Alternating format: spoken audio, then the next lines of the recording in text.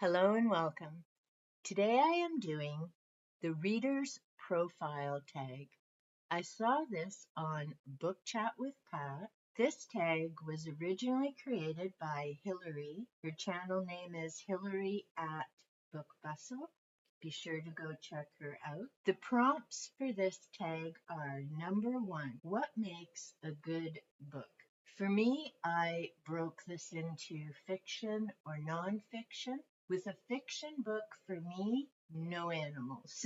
If something happens to animals in a book or a movie, for me, that's a huge trigger. So I try to be very selective about what fiction I read. The other part for me with fiction is there needs to be a good story, whether that involves building a world, the different characters, the different lessons they're going through. When I'm reading fiction, I'm looking to take a break, much like other people watch movies. So I want something that I'm going to be interested in and that will keep me going from beginning to end. And yes, if it's a great fiction book, I will sometimes be up until 1 or 2 in the morning because I need to get it finished. However, that won't be something I will be doing with Blackwater. I'm going to have to pace myself out because it is, as they say, a chunker. With the nonfiction book, what am I looking for? Obviously, a topic that I'm interested in, and there's quite a number of them if you've seen some of my earlier videos. But basically, I'm looking for something that's thought provoking. Doesn't mean that it's something I agree with. So, for example, along with reading Paranormality, which is not in support of the paranormal, and they talk about different reasons why they don't think it's a thing. But I also have a number of books that delve into why the paranormal is an actual area of interest that needs to be studied. So I enjoy reading those two counterpoints. I also like books that have a bibliography at the back or a reference section so that I can continue to delve further into the subject area. Key for me is that it has been properly researched. As I've been doing some of my Hoax or Holy Grail episodes, I'm pulling more of the information together from reading the variety of subjects. What I've come to learn, and has become very frustrating, is that although a book has been published, whether it's by a journalist or a scientist or an author in general, sometimes their facts are incorrect. And sometimes the research, I'm not sure who did the work for some of the chapters, but obviously those individuals didn't double check things. It got missed in the editing, and suddenly the book is published. For me, that is extremely frustrating, but it's also made me extra careful of when I'm reading new material to think of it as a grain of salt, and until I've double or triple checked it with other sources, I don't take anything as fact. Number two, what are you currently reading? I'm one of those people who I cannot just start one book, finish it, and move on to the next. I typically have anywhere from 6 to 10 books on the go at any given time. Some I have waiting from 2023 to be finished. It doesn't mean I wasn't interested in them. One, like Gods of the New Millennium, is I want to make sure that I have the time to do the notes as I'm going through it. So that's been put to the side at the moment as I've gotten into so many other things. My current reads for right now, the other day I started the Ascension Mysteries by David Wilcox. I had just reread The Synchronicity Key by him, and this is one that's going to go on my shelf. I'm on page 177, and so far this is all about his life, literally from kindergarten to I think at this point I'm up to grade 10, maybe. And I know he went on to college. I do know I will finish it because it connects in with UFOs, extraterrestrials, but there's so many different conspiracy theory type things in this. Some of the stuff as I'm reading it just doesn't ring true. And I'm not saying he doesn't 100% believe what he's saying. I'm saying based on what I've read, my experiences, it's just making me wonder. So that tells me it may be time to put this book aside for a little while and come back to it later on. That also, if you've seen some of my other videos, means this top shelf will be changing because a number of those authors and some of the ones at the bottom tie back to the things with David Wilcox. So I'm going to have to pick and choose which of those I keep on the cart. I'm trying to keep that as my current getting into it reads. The book I started yesterday is A Brief History of Time from the Big Bang to Black Holes. This is by Stephen Hawking. I've never read anything by him before. So far, it's been a good read. I'm just a few pages in. I'm able to understand what he's saying, makes me happy, partly because I've looked into astronomy and other things over time. I wouldn't necessarily try and explain it to somebody else unless we were face to face or doing a live chat together on the screen. I am looking forward to finishing and continuing with this book. The other book that I currently have on the go, and I started before the other two, is The God Delusion by Richard Dawkins. This was another found at the thrift store.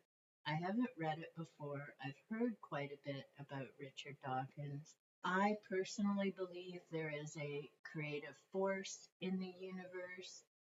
Other people call that force God. They have different names.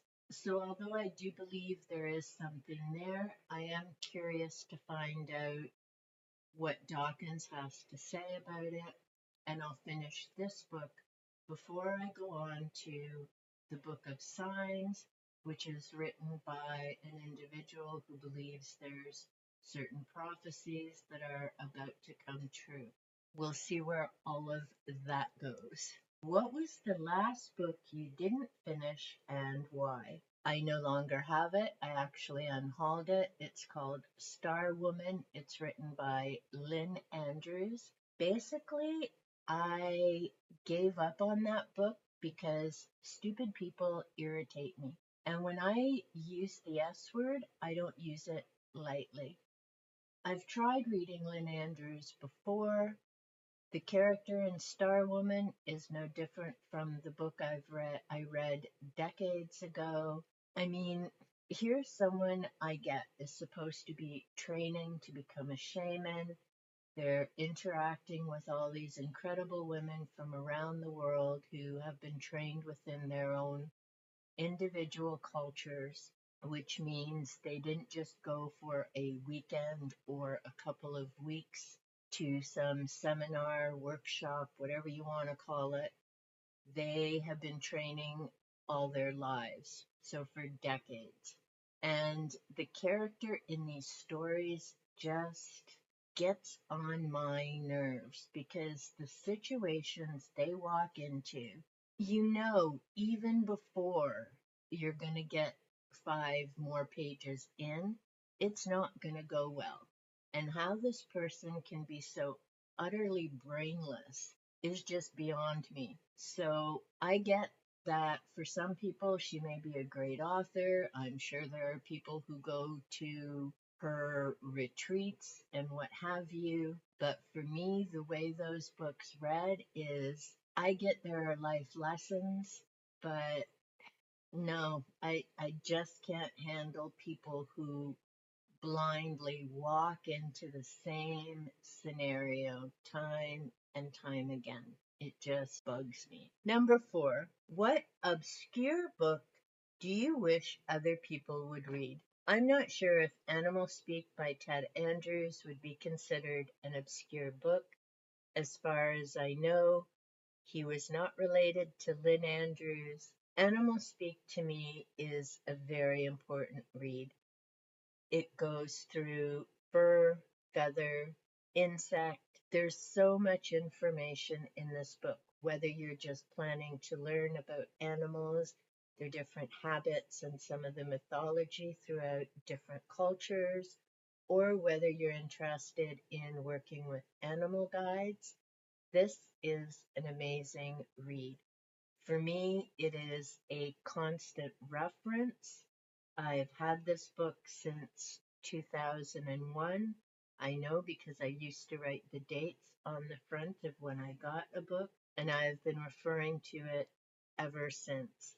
It's just a wonderful read with amazing pictures, artwork, information. I just very much enjoy this book and wish I would have had an opportunity to speak with this author. I very much enjoy his work. Number 5, what's the longest book you have ever read? That goes to Anne Rice, The Witching Hour, and I've read it twice. Partly because I had read it years ago. I never went ahead with the other 2 books in the trilogy at that time because I really didn't enjoy The Witching Hour. A while back, when I started getting back into reading Anne Rice again, The Vampire Chronicles, I read Merrick, that relates back to the Mayfair Witches. So I decided to read the series. When I looked it up on Amazon, buying the 3 together was a better deal. So I went ahead and did that.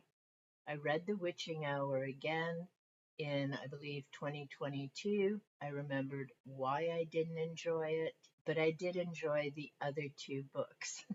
So it's a good thing I read it again. If you could have a dinner party with 5 fictional characters, who would they be?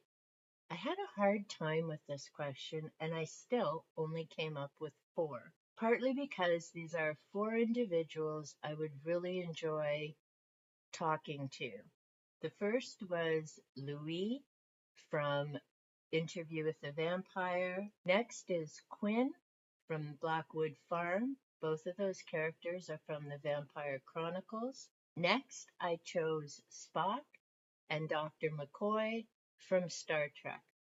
So it would be somewhat of a different kind of dinner with 2 vampires from the past and 2 individuals from the future, but I would very much enjoy talking with the 4 of them. I think it would make for an interesting dinner party. Number 7, 5 books you would want if stranded on a desert island. I only picked 4 because one is a chunker, and I figure it would be the only time I would have to read it, start to finish. My first pick, Dracula by Bram Stoker. I have had this copy since 1981. I know I've had it that long because, for starters, I only paid $1.95 for it. The other difference that makes me know this is an older book, there is no Canada-US difference between the purchase price. So it's an old copy. I've read it a number of times, and I know it's something I'll read again. The next book that I considered is The Healing Power of Trees. This is by Charlene Hidalgo, because I figure if I'm out on an island, this goes through the year, month by month, with different trees, different runes, meditations. It's something that you work through year after year, which I have done for a number of years, and I need to get back on track with it, but it's something I would definitely want to have with me. The third book is Nature Speak, Signs, Omens, and Messages in Nature. This is also by Ted Andrews, the author of Animal Speak. I enjoyed Animal Speak. As I say, it's a reference book I have used for decades. I've had Nature Speak for a few years, and I need to finish reading it. So I figure if I'm on a desert island, it would be a great time. And actually, I can tell I have read it at least once because I have a number of the pages dog-eared. That means I need to read it again and make notes this time. The fourth book and the final book that I picked to be with me on the desert island is Ghosts. True encounters with the world beyond, haunted places, haunted houses, haunted people. This is by Hans Holzer, and as you can see, it is a chunker. Amazingly, it is only 758 pages, but as you can tell, compared to a regular paperback, the pages are huge. So those would be my 4 desert island reads. Prompt number 8. One book you could not put down. For that, I actually have 2. The first was The Handmaid's Tale. I did this as a buddy read this year with Dave at Book Blather and Vin at Revenant Reads. I enjoyed that experience going through the novel and hearing other viewpoints as well. Before we got started sharing comments, I started the book and I finished it that night. I stayed up till something like 1 or 1:30 in the morning because I had to know how it ended. I'd read this years ago, back when I was a teenager, but I had some general idea about it, but I'd forgotten where it all went. And I really needed to know that night how it ended. And I didn't cheat and just skip to the last chapter and read it. I actually think that worked out well because I'd gone through quickly once, and then doing it as the buddy read, I was going through slower, really making note of different things. So I very much enjoyed reading this again and having the opportunity to do it as a buddy read. Be sure to go check out Dave and Ben's channels as well. The other book, and I've done a video on that as well, was Michael McDowell's The Amulet. I enjoy reading Michael McDowell. He's another author I'm revisiting as I've read his works in the past.